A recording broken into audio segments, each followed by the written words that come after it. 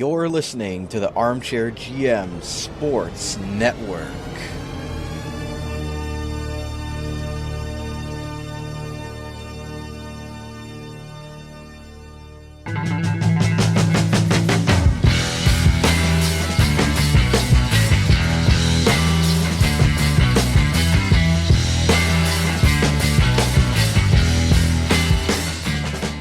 This is Chip Gilchrist, voice of the Kingston Frontenacs. You're listening to OHL Overtime, an in-depth interview show highlighting the players, coaches, and broadcasters from around the Ontario Hockey League who make the league so great, as well as in-person coverage of events such as the OHL Playoffs, OHL Championship Series, OHL Combine, and more, exclusively on the Armchair GM Sports Network.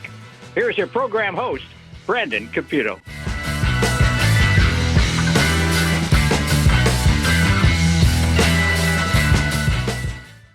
Welcome into another OHL Overtime game recap following Game 3 of the Eastern Conference Championship Series between the North Bay Battalion and the Oshawa Generals, right here on the Armchair GM Sports Network, proudly brought to you by Wild Bill's Auto Repair, helping customers stay safe and confident on the road since 2012.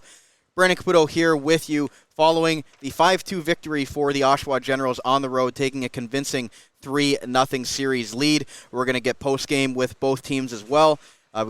We've got Dalyn Wakely and head coach Ryan Oulahen for North Bay side, and on Oshawa's side, head coach Derek Laxdal and forward Bennett Sennecke. I'm pleased to welcome on another guest co-host here as we continue to highlight voices and other people that cover this great league around the Ontario Hockey League. And a good friend of mine here up in North Bay has covered the team for a very long time in a variety of different roles, now as a reporter for the Bay Today. That would be Matt Sookram. Matt, thanks a lot for coming on tonight for the extended post-game coverage. I know you just finished your article there. So before we get going, where can people find your great work on the battalion? Yeah, I mean, I'm on Twitter, just at Matthew Sookram, if you want to give me a follow there. Same name for my Instagram. I don't know how I got to be the OG Matt Sookram. I'm sure there's other Matt Sookrams out there. But, yeah, just at Matthew Sookram for most of my stuff. And then it's BayToday.ca, and that's where you can find, I do the game recaps. I do some in-depth feature articles on there as well. Actually, just this past weekend, I spent most of it here at Memorial Gardens, where the battalion held their orientation camp, and it was very generous of General Manager Adam Dennis and his scouting staff to allow me to have like a real behind-the-scenes exclusive access to him, the scouts, the players, not the coaches because they were obviously on the road for the beginning of the Oshawa series, but yeah, I got a real in-depth look at how they bring the newcomers into the fold, so to speak. And so if you want to check that article out, it's out there right now on BayToday.ca. And you've done play-by-play for this team. You've also done some podcasting as well. So that's how I started. Yeah, I was the play-by-play voice on the radio station here for the Rogers radio station, which was Country 600 CKAT. And, yeah, I called the first 8 seasons of battalion hockey, I believe, before, unfortunately, the media business isn't as lucrative as it once was, and unfortunately cuts were made. And but no, I'm happy to be doing coverage in other ways, and we've been covering it as well over on something we started called the Frontline podcast. And so we do have a weekly podcast talking about North Bay Battalion, talking about Powassan Voodoos, basically all things hockey in North Bay.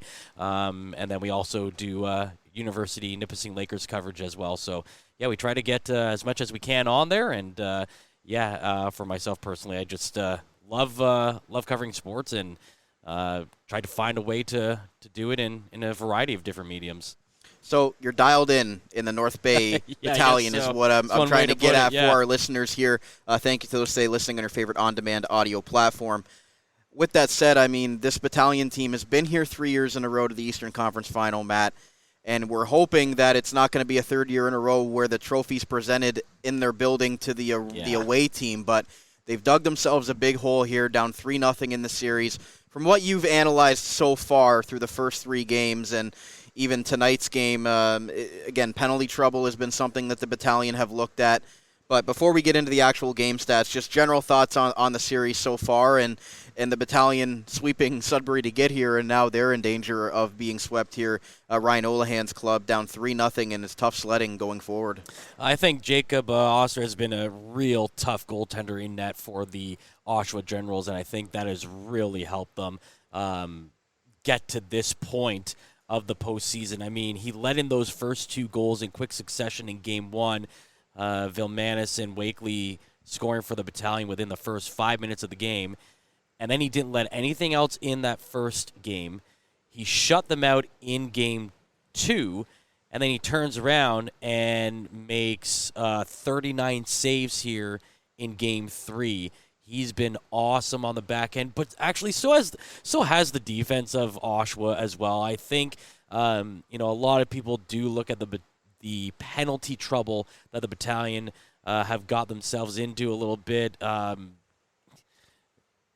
will say it's not really themselves getting into penalty trouble. It's trouble from the people making the calls that are giving them the trouble. But either way, when the battalion have had good looks and have had good chances, the Oshawa defense has really stepped up. There was a play in Game 2 early on in the game where Dalyn Wakely and Owen Van Steensel were going in on a 2-on-1.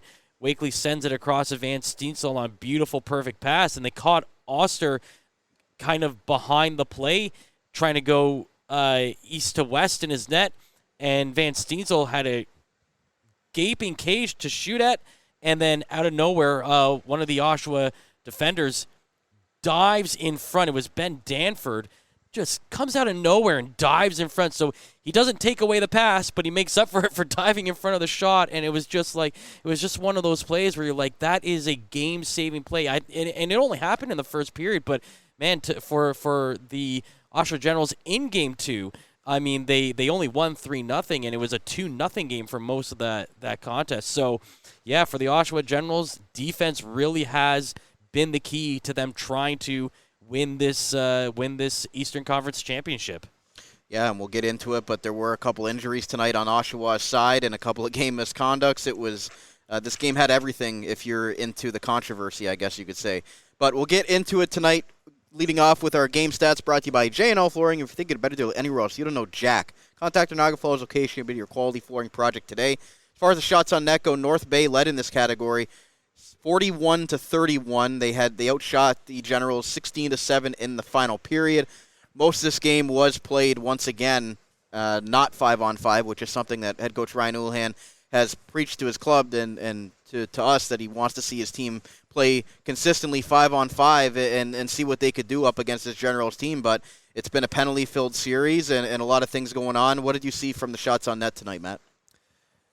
Especially in the third period, the battalion, that is, they were really making Oster and the defense work. And talking to head coach Ryan Oulahen after the game, he said that was probably their best consecutive sequence throughout this series in just hemming the Oshawa Generals in their zone. I thought, in terms of Oshawa's chances on net, they had some good ones. Mike McIver made some really good saves early on when the game was scoreless, or even when the battalion were up 1-0. He made some really good stops with guys in close. And, so for the battalion, it's just, when you get 16 shots in the third period compared to getting only 3 in the third period in Game 2, that's obviously an improvement, and that is where they need to continue seeing that improvement if they're going to be playing hockey beyond Wednesday night. And then the stat that everybody wants to talk about right now is the power play.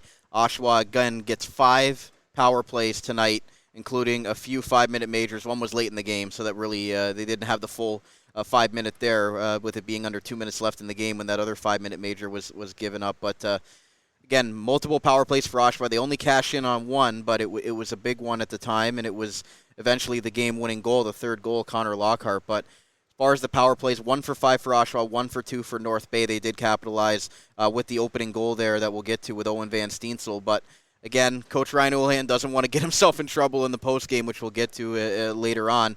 But you can tell that there is frustration on the North Bay side of things, where you can see that they're getting frustrated with not being able to play their game because they feel like they're having to be a little bit tentative with their play because they're worried about taking more penalties. What have you been seeing in the series, Matt? This is now 15 power plays in 3 games for the Oshawa Generals. 15 power plays to 6. And in tonight's Game 3, the Battalion really only had 1 minute and 5 seconds of power play time. 5 seconds because they scored 5 seconds into their first power play, but their second power play came in the second period when the Battalion were in the middle of killing off a 5-minute major. So Bryce Cook goes off, so the Battalion are down 5-on-4 for 5 minutes. Oshawa takes a penalty, so now it's 4-on-4, and about a minute later they take another penalty. So now it's a 4-on-3 for North Bay for about a minute. That minute expires, it's back to 4-on-4, and then shortly after, the other penalties expire, and we get back to 5-on-5. So really, the North Bay Battalion, comparatively, spent 1 minute and 5 seconds on the man advantage in this game compared to the Oshawa Generals, who had a couple of 5-minute majors awarded to them and a couple of other penalties sprinkled throughout. It's really tough, The big takeaway from it is that what Ryan Oulahen said after Game 2 was, I'd love to know what the Oshawa Generals are doing to draw all those calls. You look at the entire postseason, this is now 13 games played. The Generals have had 57 power plays over 13 games of postseason hockey. They're obviously doing something right, and the North Bay Battalion have got to try to figure out how to get them away from doing those things. Just saying, hey, we got to stay disciplined is one thing. It's also maybe putting yourselves in better situations to draw calls for yourselves. But other than that, really, it's just you almost have to ignore it. And it's hard to do when you're playing shorthanded so often that you can't get into a rhythm. You can't cycle through your lines the way you want to. But you just have to get into that mode that we have to play our game, and we can't be scared or can't be worried about giving them penalties. Yeah, and I mean, when you're playing like that and when you're the North Bay side and you already know that you kind of have to push the pace because you continue to get down by multiple goals here and you're pressing and things like that, like, do you think that kind of seeps into the back of their minds of saying, okay, we're playing so much in our own end, we're getting worn out? Coach Ryan Oulahen talked about that, why they were so hemmed in their zone in the third period of Game 2, being outshot 20-3. It just puts a lot of strain on your team and your defenders there. A lot of guys lugging a lot of minutes back there. Do you think that might have played a factor? You can't get to this point of the season and expect to win games when your top guys are playing higher average minutes by the end of the second period and expect them to be able to go out and have something left in the third. So, and really, the last 2 games has come down to the second period, really. In Game 2, it was, that's when the parade to the penalty boxes started. And here tonight in Game 2, the Oshawa Generals were able to capitalize on a couple of goals. So, really, I think for the North Bay Battalion, it's that middle frame. They really have to take care of business and, just try to limit the chances that Oshawa gets, whether it's going up by a man or getting chances in the offensive zone.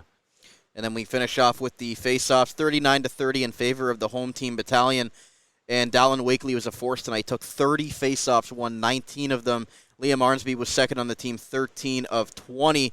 As far as the Oshawa side of things, Callum Ritchie took 22. He only won 6 of them, but their best face-off man statistically was Dylan Robrick, 11 of 16, and Owen Griffin, 7 of 9. What did you see from the dot tonight, Matt? Yeah, you got to start with the puck, right? I think the stat, this might have been a couple years ago now, but 40% off your goals come off you directly winning face-offs. So, when you're starting with the puck and you're dictating the pace of play, good things are going to happen. And, Liam Arnsby, This is just his second game this series. He got suspended at the end of the Kingston series in round 1. He missed all of round 2 because of that suspension. And so for him to come in, and he is a guy that doesn't light up the score sheet but does all the little necessary things, the things other guys maybe are either afraid of doing or just things that because they aren't flashy, they don't want to do. Liam Arnsby goes and does those things.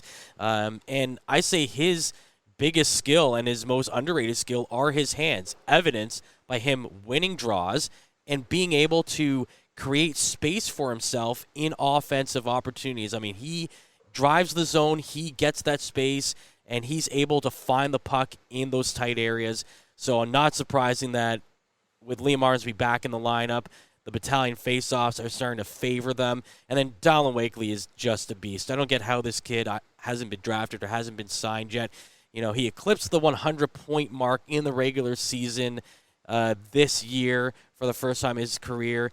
He is draft eligible. He's also eligible to sign an entry-level deal at any point. I mean, someone's got to pick up this kid at some point. Absolutely. I even looked at him last year and the growth that he's taken this year, going in from maybe a middle six role to now a top-line role. He's definitely been one of those battalion players that have taken the next step forward as the other players from the last couple of years have graduated away.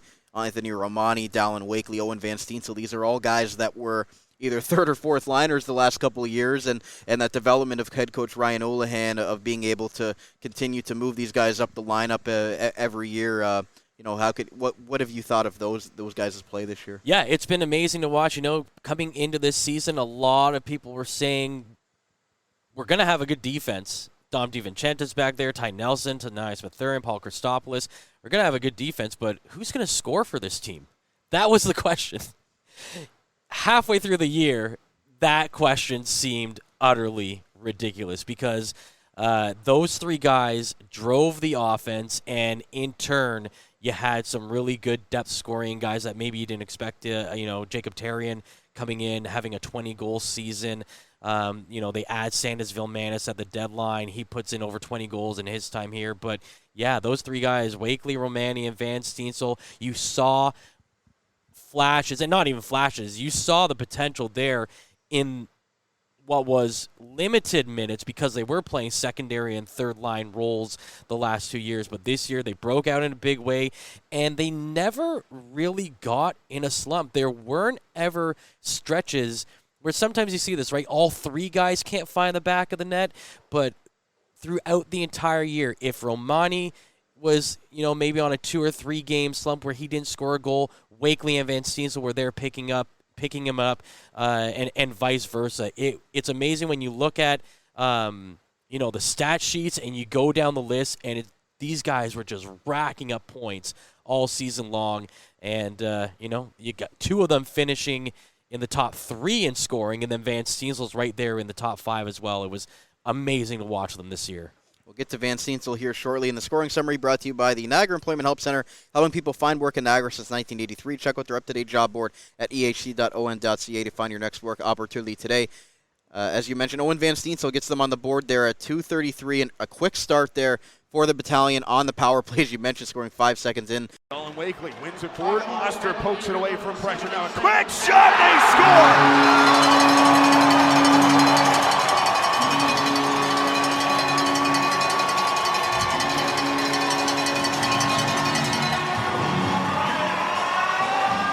Owen Van Steensel in the near circle, ripped it through traffic just 5 seconds into the man advantage on the scrum right off the draw, and puts it past Jacob Oster to make it 1-0 North Bay.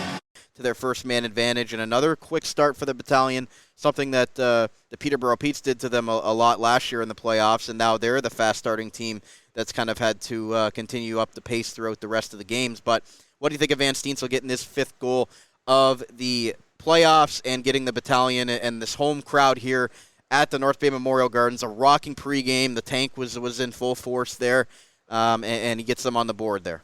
Yeah, I mean, the battalion actually hadn't played at home in 19 days. The last time they played at home was Game 2 of that second round series against Sudbury. They went on to sweep that series, and then they had that long layoff in between the next series, and then they started this series on the road. So I think it was nice for them to get back here in front of the home crowd, and that was the start that they were looking for. I mean, Owen Van Steensel finds the puck, turns around and fires it. That's exactly what you expect out of him on the power play. And the Battalion this postseason have done such an amazing job of scoring early on in these games. I guess you can say that they took a page out of the Peterborough Petes from last year, and it hasn't just been the goals to start the game. The Battalion have actually been really good at scoring goals to start periods throughout this entire postseason. I had a stat in one of my BayToday articles from Game 1, I think it was. It was so not including Game 2 and Game 3 stats. After Game 1, the Battalion had actually scored 18 times within the first 6 minutes of the period. Wow.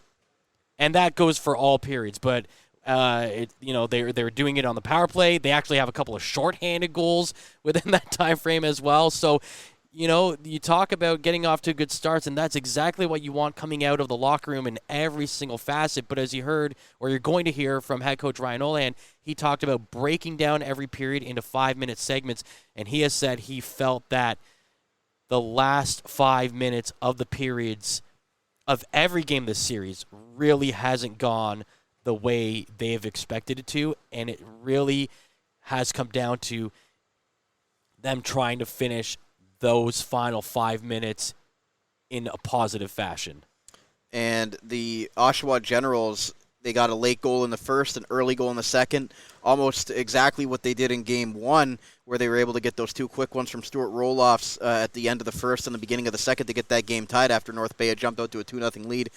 Danford up high. Robrick steps in. His shot stopped by McIver. Sennecke picks up. We're back to 5-on-5, but it's 6-on-5 on the pending penalty. Sennecke, Ritchie scores! Callum Ritchie ties us at 1 with 1:24 to go in the first period.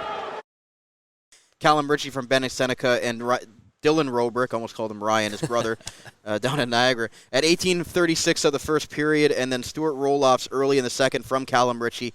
Callum Ritchie was noticeable all night long, and credit to him. He's the Colorado Avalanche first-round pick for a reason, and he really showed out tonight in a big moment. But he got them on the board there and then set up Stuart Roloffs for the second goal. What did you see for the Generals kind of taking control of the game after that? Yeah, that second goal was a funny one. Ritchie just flipped it up to Roloffs. He comes down the left wing and just kind of puts it on net, and it looked like it went off the skate of Bronson Ride, who was I think he was in front of Lockhart. It might have been. I can't they were remember. Trying to hit Lockhart. Yeah, and he's tied up with his man, and McIver, the goaltender, comes out to almost play it, but then it gets by him and it hits off Ride's skate and ends up in the back of the net. And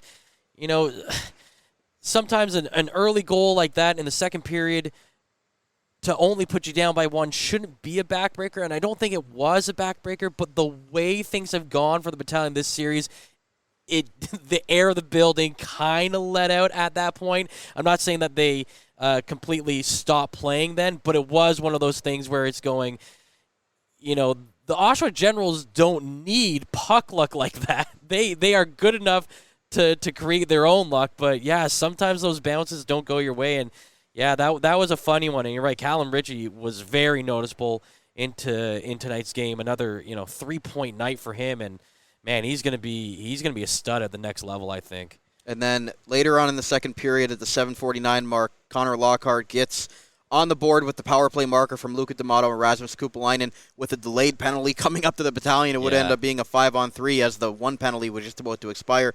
Connor Lockhart buries his fourth of the playoffs, and he continues to really be a catalyst for this team. He's the most experienced player, having been to the championship and won the OHL championship with the Peterborough Petes last year. They brought him in as an overager, and you can tell this time of year how his experience is really carrying this Oshawa Generals team. Side Lockhart steps down D'Amato in the middle at the blue line.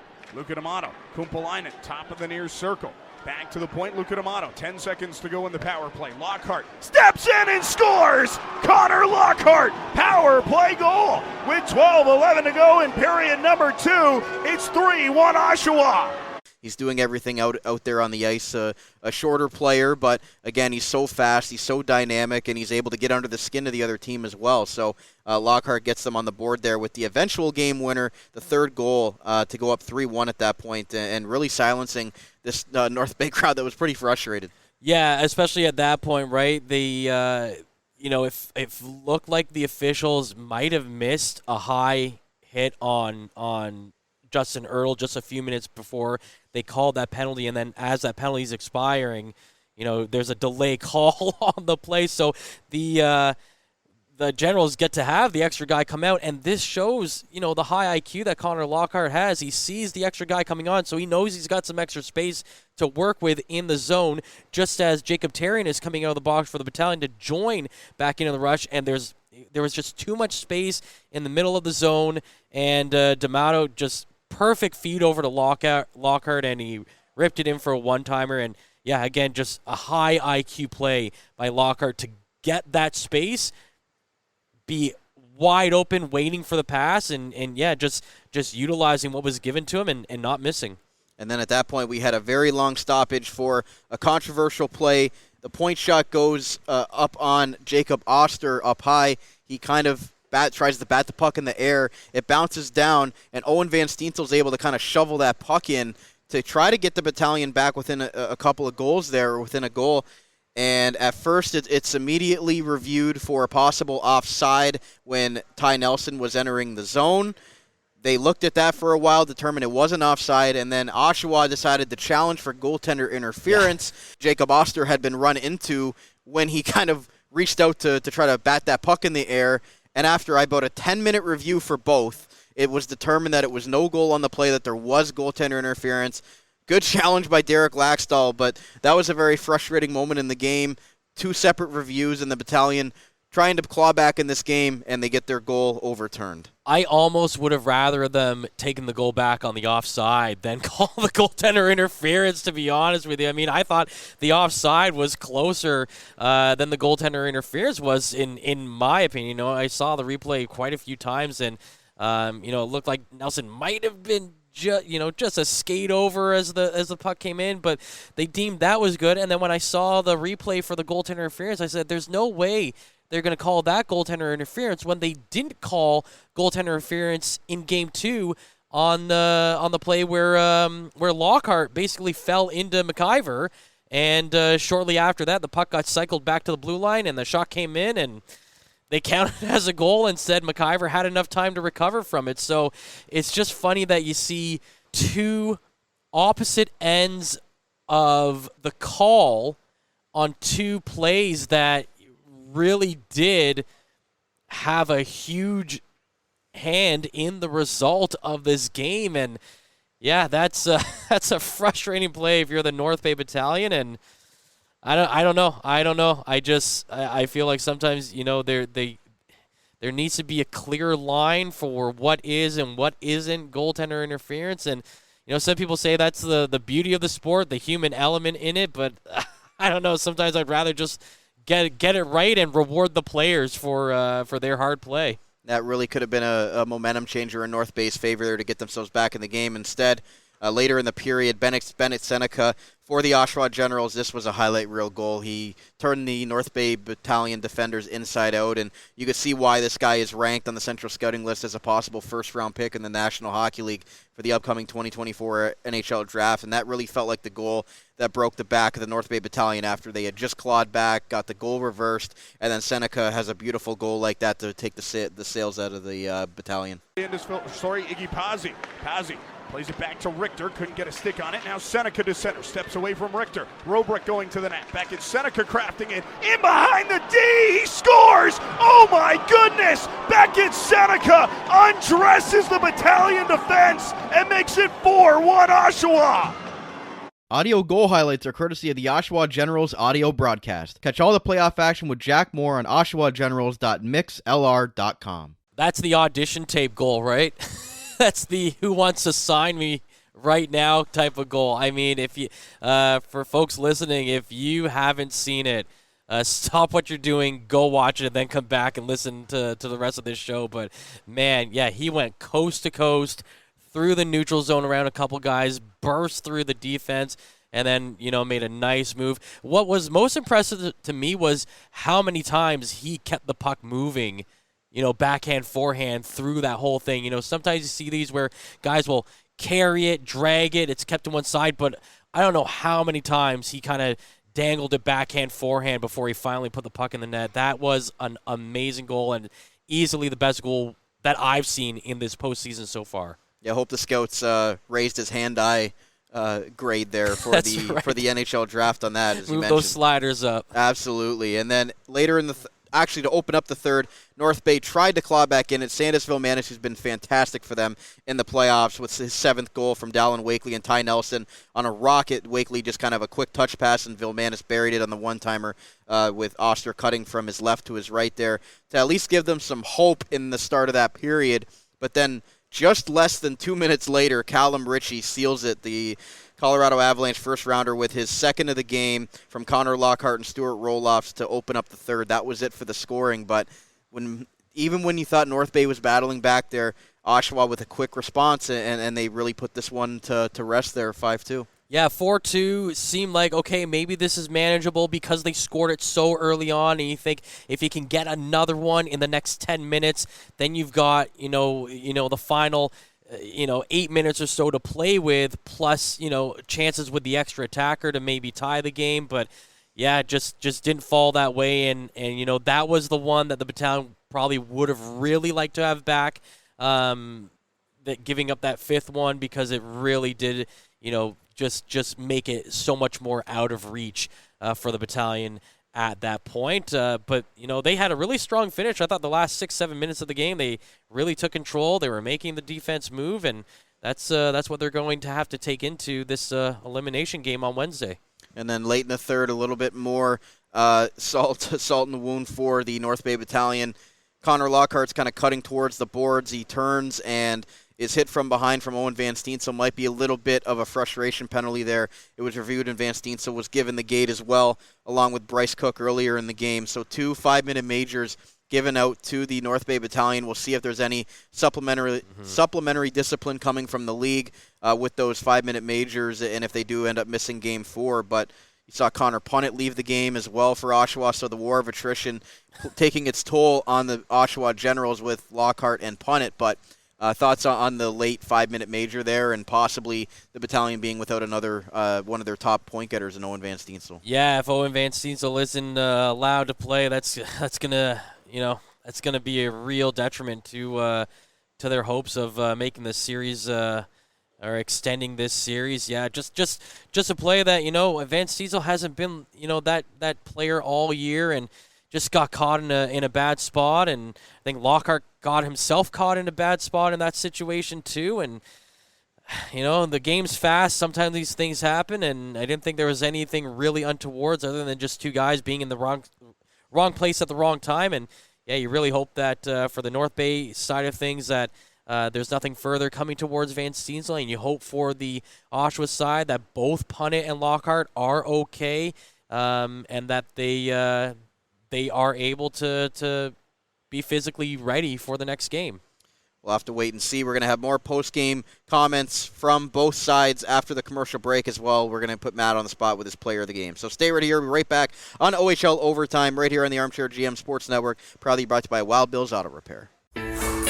Wild Bill's Auto Repair is your local center for auto maintenance and repair in the Niagara region. Since 2012, Wild Bill's Auto Repair and Body Shop has been helping customers stay safe and confident on the road, knowing their vehicles in top running condition through their services. Located at 7868 Oakwood Drive in Niagara Falls, the garage started as a tribute to the owner's father, William Robert Hunter, who passed away, continuing the same community spirit and high level of service which customers came to expect from him back at Hunter's Auto Repair.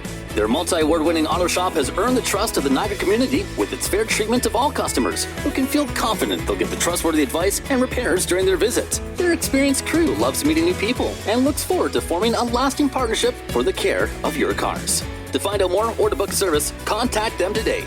905-358-7868 or wildbillsauto.ca. Wild Bill's Auto Repair, helping customers stay safe and confident on the road since 2012. Niagara Golf Lounge features 2 state-of-the-art indoor golf simulators, allowing you to play some of the world's best courses all year round. The perfect place to indulge all season long. Don't worry about getting thirsty while you play around with your friends. Their fully stocked bar offers a wide selection of drinks, appetizers, and a variety of meals are also available to enjoy before, during, or after you play. Grab a seat next to the fire in their comfortable sports lounge. Didn't bring your clubs? No problem. They have partnered with TaylorMade to offer you the best rental clubs. You won't want to miss their exclusive NFL and NHL giveaways for the Buffalo Sabres and Buffalo Bills. Located in the Best Western Plus Cairncroft Hotel, 6400 Lundy's Lane in Niagara Falls. Visit NiagaraGolfVacations.com to learn more and to reserve your golf bay today. The Niagara Golf Lounge, Niagara's home for golf and sport all year round. J&L Flooring is Niagara's specialty flooring and design company. They take great pride and provide elite customer service and support. With a beautiful showroom, great pricing, and a wide variety of truly unique products, J&L Flooring is your specialty flooring and decor boutique shop. All of their products are environmentally friendly and responsibly produced so you can feel good about your flooring choices. Their goal is to build authentic relationships based on honesty and integrity that they foster with respect and authenticity. Offering a unique and wide range of quality products presented by a knowledgeable and patient team, they simplify the process to make your life easier and to make your home more beautiful. Visit them at 4424 Montrose Road in Niagara Falls or find out more at jnlflooring.com. If you think you can get a better deal anywhere else, you don't know Jack at J&L Flooring. Pets bring immense joy to our homes, becoming an integral part of our families. But this living, loving experience often requires a little extra care and attention. That's where Global Pet Foods comes in, with owners and staff ready to support you every step of the way. Check out one of their locations today. 3643 Portage Road in Niagara Falls, 160 Highway 20 in Font Hill, or 400 Scott Street and 344 Glendale Avenue in St. Catharines. Global Pet Foods, where pets are undeniably part of the family. Proud show sponsor of the Dog Pound Podcast, the official podcast of the Niagara Ice Dogs. Since 1999, Niagara Denture Clinic has been helping thousands of patients achieve natural-looking smiles with the confidence to show them off. Sean Battelle and his wife Anne, both licensed denturists, bring a wealth of skill and experience to the warm and friendly atmosphere to their Niagara Falls location at 5501 Drummond Road. And their on-site Niagara Hearing Clinic offers free hearing tests and a variety of services to fit your needs. This family-run practice takes pride in providing superior care and service to their patients, along with the best premium products available on the market. Get the best work done at a more reasonable price. Niagara Denture Clinic is here to help. Protect your teeth with a mouth guard, replace missing teeth, and get better hold with your dental implants. Call them today for a free consultation at 905-353-1552 or check them out online at niagaradentureclinic.com. Niagara Denture Clinic, creating natural smiles in the Niagara region for 25 years. You're listening to the Armchair GM Sports Network, the Niagara region's best local source for North American sports podcasting coverage. By sports fans, for sports fans.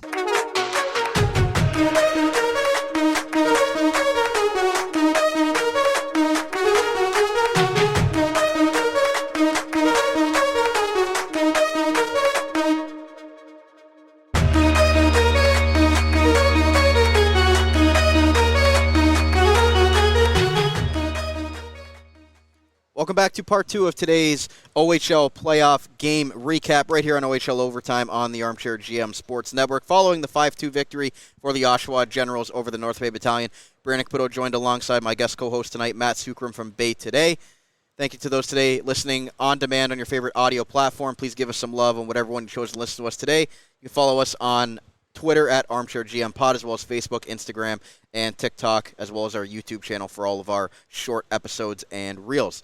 So with that said, Matt, before we get to postgame from both teams, it's going to be a deep hole now, 3-0 in the series for the Oshawa Generals. The Battalion have to take it one period at a time, not just one game at a time, because now they're going to have to not only win at home, they're going to need to win twice on the road, which we know they love playing at home, but now they're going to have to go to Oshawa if they win Game 4 and take 3 of the next 4 games, and that's tough to do. Yeah, and this was the battalion's first loss on home ice in this postseason. Small sample size, 5-0 going into tonight's game, but also the Oshawa Generals are now 6-0 on the road, so something's got to give tomorrow night. So, yeah, it's backs against the walls, all the cliches, and they just have to get back to doing what they did that actually worked for them over the first two postseason series and just find a way, because if you don't, that's it, it's over, and you're going to have to watch another team celebrate with the Bobby Orr Trophy on your home ice for the third year in a row. Get to postgame with the Oshawa Generals, brought to you by Global Pet Foods. Their pets are undeniably part of the family in all four of their great Niagara region locations. Here's head coach Derek Laxdal and Bennett Sennecke after his highlight reel goal following Game 3's victory. Coach, a physical game tonight, one where the opposition scored first, but your team managed to come out on top. Maybe just walk us through it. You know what? It's a great environment here in North Bay. It's a loud building, and North Bay plays to the crowd, and they're a hard, heavy, physical team. And we talked about the first 10 minutes and give the guys a lot of credit. They hung in there and battled. Back at a goal and assist for yourself tonight, and the goal of the highlight reel variety. Maybe you can just describe the goal for us. Yeah, I was 2-on-2, and I saw Big Rig driving there, and so I sort of took the middle, and then I saw that the guy was sort of jumping up on me a little bit, so kind of caught him flat-footed, and then one-on-one with the goalie, and I've had a couple of those, so it's good to finally get it past them. We'll take questions, guys. I just asked that you wait the microphone. I'll start with Jack, just as closest to me. Coach, when you scored your first goal of the game, that was the 6th goal of the series that your team has scored in the final 3.5 minutes of a period. How important is that late push for your team been in this series so far? Well, it's just, our team is very resilient, and we try and finish the periods right, and I think that's just, we had a 6-on-5 situation with a late penalty being called, and the guys did a great job of finishing it. Beckett, as the season's progressed, you've really picked up your physical play. Have you noticed that help you through this series so far as North Bay, one of the more physical teams in the league? Yeah, it's something that he's sort of harped on me for sure, to sort of be more physical, especially as a skill guy. I think that you can sort of add that element in your game, and it's obviously going to be a plus for anyone. And Coach, could you just touch on the resiliency of your club, the second time this series that you've fallen down early but been able to bounce back and come out on top? Well, it's a 60-minute game, and we talk about finishing the games the right way and battling through, and we're comfortable being down one, we're comfortable being up one, and it's part of who we are, and that's we talk about every game's got a different narrative, and today was a different narrative, and give our guys a lot of credit for hanging in there.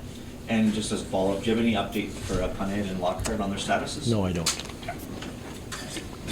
Coach, can you talk about that second period? There was a lot of delays there with the goal review and a 5-minute major review. What do you do on the bench when there's a long kind of review like that to try to keep the guys going? And obviously with stoppages like that, it ruins the flow of the game. So do you do anything on the bench there? It was a long stoppage. The offside was very, very, very close. And then obviously, and then we made the call after that on the goalie interference. So it took a lot of time, and that was a critical point of the game because we came right back and scored after that to get the 3-1 lead, and then scored a big power play goal, and then so it's I think it's you have to get it right, and it might not be the call that everybody wants, everybody likes, but I think that with now the referees having the ability to make the calls with the iPads, like the NHL, I think it's the right way to go, and I think it's calls are going to go for and against teams as they go along in the playoffs, and you just got to live with it. Bennett, what was it about that second period? You guys scored 3 unanswered there and really took control of the game. What did you like in the second and kind of carry the momentum there into the third? Yeah, I think sort of all season our second period is usually our strongest period. And I don't know, I think we just sort of stayed to our structure. It's something that we really talk about in between periods and sort of weather the storm of the first, because we know they're a pretty strong team out in the first. But yeah, just keep going on the structure. Thank you, guys. We'll be right back with the North Bay Battalion. There was head coach Derek Laxdal and forward Bennett Sennecke. Matt, what were your takeaways from what the winner's side had to say? Obviously, they must be feeling pretty good about themselves, taking the first game on the road here and knowing that they're one win away from advancing to the OHL Championship as a young group. I thought they said all the right things, didn't boast too much about themselves, gave the battalion a lot of credit, gave the home fans here a lot of credit too, with some of those comments, talking about the kind of atmosphere it is here at Memorial Gardens.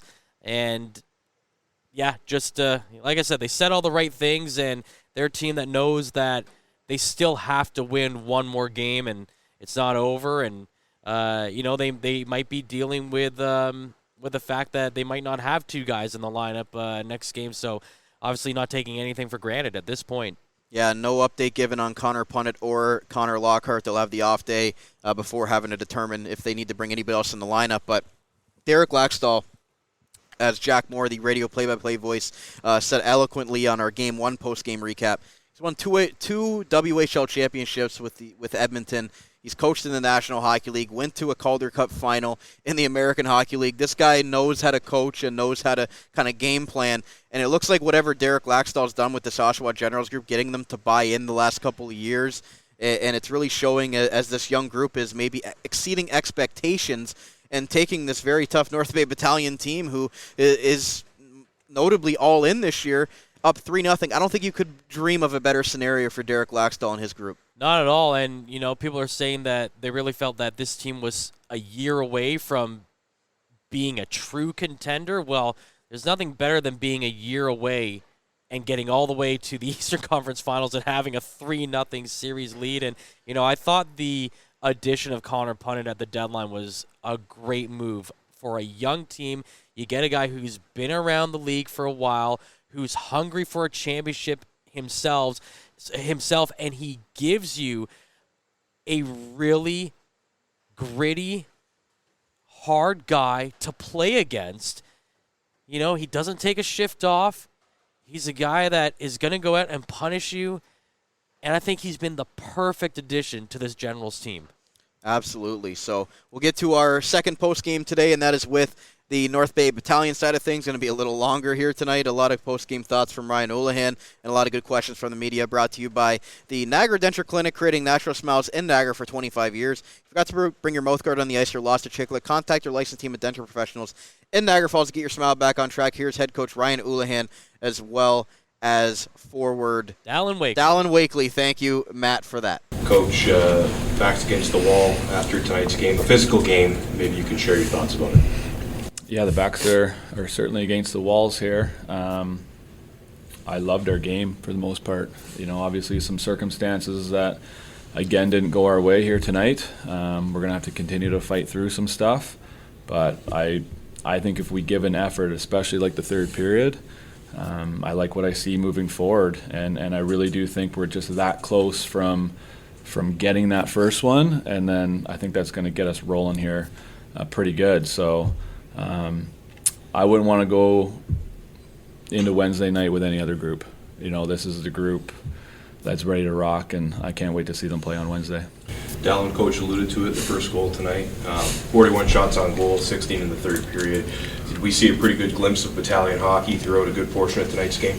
Yeah, for sure. I think, as the game went on, I think we kind of stayed out of the extra kind of stuff and focused on getting pucks towards the net and making them play a little bit more D than they have maybe. So I think going forward, that's just, something we got to carry into Wednesday night for sure. And, as we move forward in the series. Questions? Start with Matt.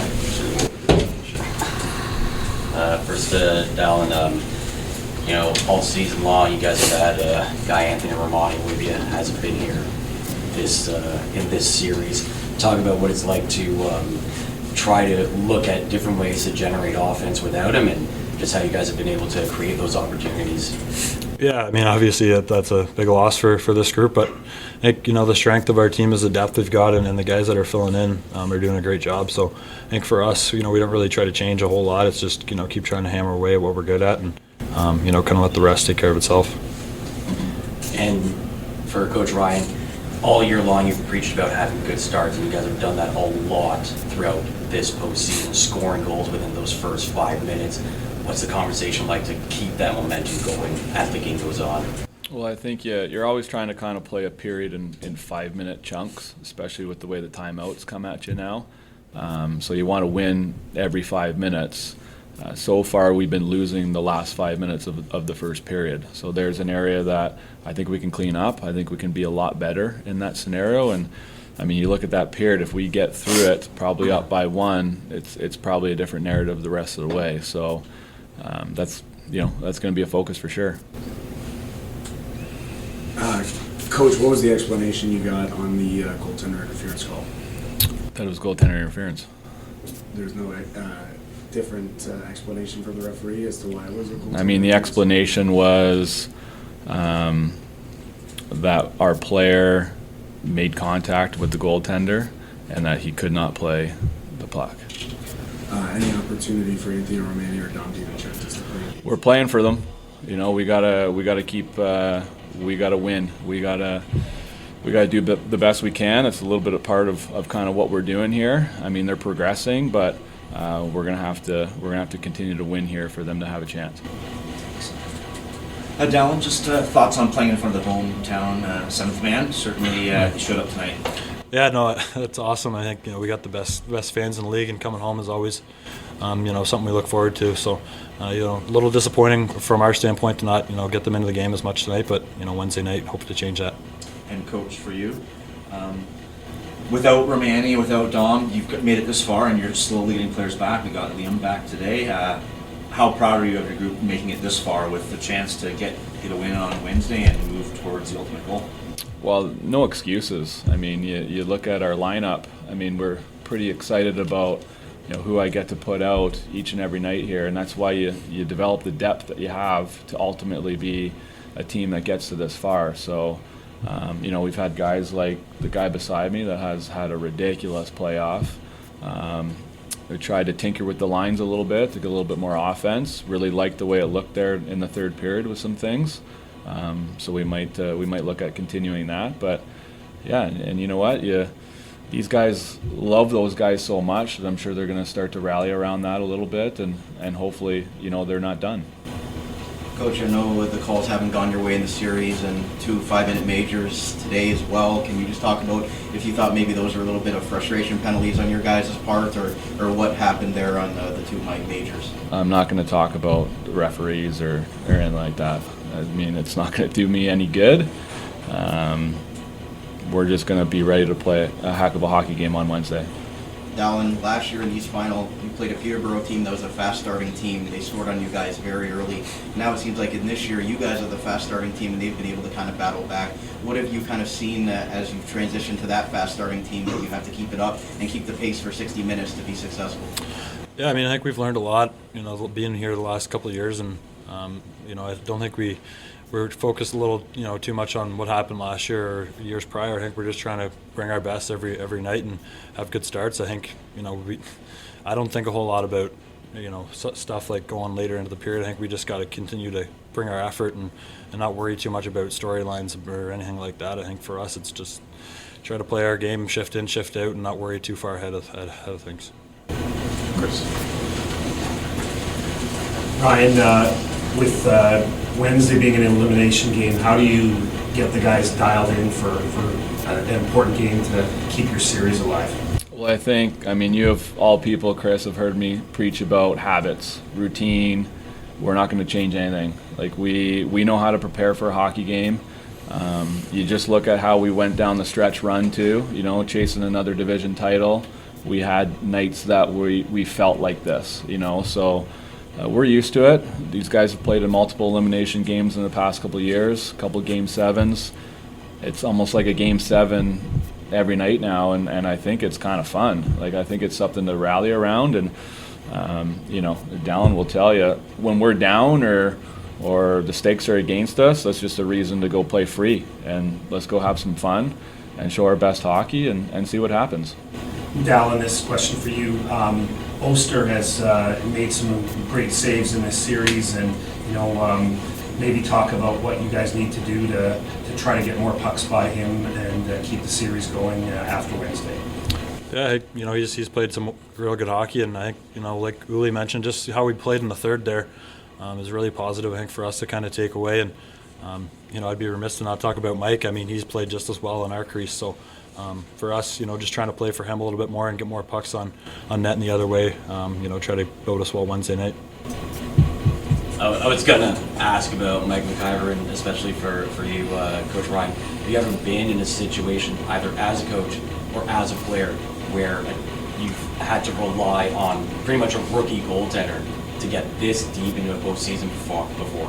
I can't think of it because it's not that common that a goaltender is going to get injured for a significant amount of time anyways. So usually it's knock on wood that doesn't always happen. But Mikey was, like I said, he was ready for the moment. He knew that game he came in, like the very first 5 minutes was unbelievable, and he hasn't stopped ever since.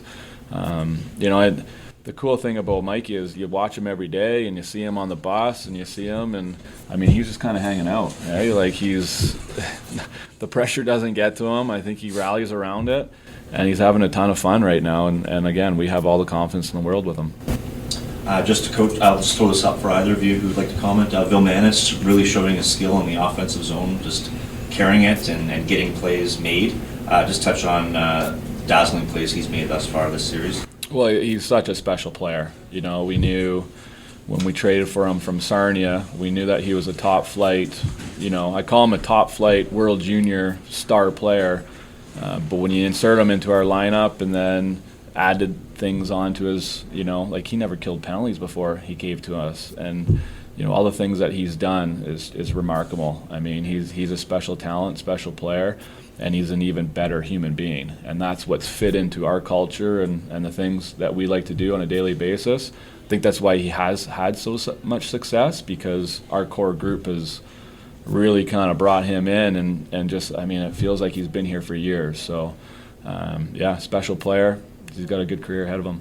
There was head coach Ryan Oulahen and forward Dalyn Wakely in the postgame. Matt, I didn't want to be the guy to have to ask the questions about the penalties. But somebody had to. But somebody had to be the heel in the press conference, and I knew it wasn't going to come from you guys because you have a good rapport That's with why him. I moved up to the front row so I could get mine in first and be like, I don't have to be that guy. But I had to ask it after knowing what happened the night before in Oshawa and his post-game comments about not wanting to get into it about the officiating, but a long post-game there. What did you have to think about Coach Oulahen's thoughts? You've obviously talked to him all year long, but now that his team's down 3-0 in the East Final. Well, he's a guy that really believes in his team, and he has all season long, and he's a guy that loves to give players credit where credit is due, and, he's I guess the job, as a coach at this point is kind of easy. Guys, we have to go out and win a game, right? And so, he's trying to also put out that message out there that there's nothing we can do about these calls. They're going to happen. We have to go out and play our game. I thought both him and Dalyn were really well spoken. Dalyn talking about, what it's like to play in front of the home crowd, and also touching on the fact that he hasn't gone to play this postseason with one of his running mates, in Anthony Romani, who got hurt in Game 1 of the postseason, and he's found a way coming into the game, leading all goal scorers in playoffs in scoring goals. He looked really good with Sandis Vilmanis on his wing tonight. Just a really solid, good character kid, and just talking again about finding ways to get it done, and they're going to have to find ways to get it done. And, I also liked Jack's question about what did they tell you about the goaltender interference call, and Uli just said they said it was goaltender interference. So, sometimes you're in a tough position, but where it almost just feels like it's so obvious, like everyone – it's not just homerisms. It's nothing like that. It's not one team, feeling like they're being treated unfairly or whatever. The stats show the Oshawa Generals have had a clear advantage with the power play, and to Ryan's credit, he has played that line very neutral. And again, the message to the team is, don't worry about what the refs are going to do. We need to play our game. And he gave the flowers to Mike McIver, and You know, Yes, he people did. can talk about Dom DiVincentis being out, but I don't think you can ask more from Mike McIver. This has really been a coming out party for him in the playoffs. Without Romani, without DiVincentis, they've been up for the task and gotten to the Eastern Conference Final. McIver's a guy that kind of took over in the role after Charlie Robertson was moved to the Niagara Ice Dogs in that big acquisition at the trade deadline for Bronson Ride. So they believed in Mike McIver being the guy to take over for Dom DiVincentis when that time comes, and he's had to be thrown in there with Dom's situation, and I don't think you can ask more from a guy like Mike McIver. No, you really can't, and the Battalion had to make, almost a franchise-altering decision at the trade deadline, right? It's funny, earlier in the season, actually, Dom got hurt, and he missed several weeks, and it was Charlie Robertson and Mike McIver basically kind of trading off. One guy started one game, the other guy started the next game, and they got quite a few games under their belt, and that was almost like an extended audition for the two guys, not just to the Battalion, but to the rest of the league, because, going into the postseason, they knew, or going into the trade deadline, they knew that they were probably only going to be able to keep one guy, and Niagara was the one that called and said, here's the deal we want to make, and they went and picked up Charlie Robertson, and to Robertson's credit, he came back after the trade deadline and had an amazing game here at Memorial Gardens, stole 2 points away from the North Bay Battalion. Might have cost them the entire conference at that point, but, the Battalion, they went with Mike McIver, and what a decision it seems like it has come to be now, and yeah, it's been pretty amazing to watch. And not only was Dom hurt, I think it was end of September up until the end of October, and then he also went away to the Canada's World Junior Training Camp as well. So he missed some time then. So yeah, Charlie Robertson and Mike McIver really did get an extended audition with this team throughout the course of the year, and it's obviously paying dividends now. Before we get out of here, we're going to put our guest on the spot tonight with our player of the game, brought to you by the Niagara Golf Lounge. Niagara's home for golf for sport year-round, located in the best Western Carencraft Hotel. Visit NiagaraGolfVacations.com to learn more, to host an event, or to book your golf day today.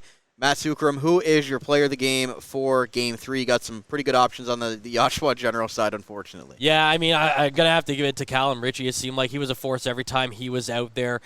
Before the Generals even scored their first goal of the game, he had a really nice play, nice and tight, got 2 opportunities on Mike McIver that he did stop. He wasn't able to keep Callum Ritchie off the board the entire night. He ends up with 2 goals and an assist and a +3 rating on the evening, and he's just one of these guys that Colorado are going to be really happy to welcome him into the fold in next year or the year after, because he's a guy that his presence is felt every time he is out there. When he gets the puck, but when he's playing away from the puck, because he's such a big presence and he makes things happen, and he exemplified that here in Game 3. Matt, thanks a lot for taking the time to do this post-game with us tonight to give the in-depth analysis to our listeners. Continue the great work at Bay today, and look forward to catching up with you every time we come up to North Bay, and hopefully we get to talk to you more if the Battalion are able to steal a couple of games here. Absolutely. Thanks for having me. Appreciate it. That's going to wrap up our Game 3 recap on OHL Overtime right here on the Armchair GM Sports Network, following the Oshawa Generals 5-2 win over the North Bay Battalion in this Eastern Conference Championship Series. To those today listening to us on all your favorite audio platforms. And until next time, my name is Brandon Caputo for our guest host, Matt Sookram, and we'll talk to you again very soon. Oshawa up 3-0 in the series, and we'll see what happens Wednesday night back here at Memorial Gardens.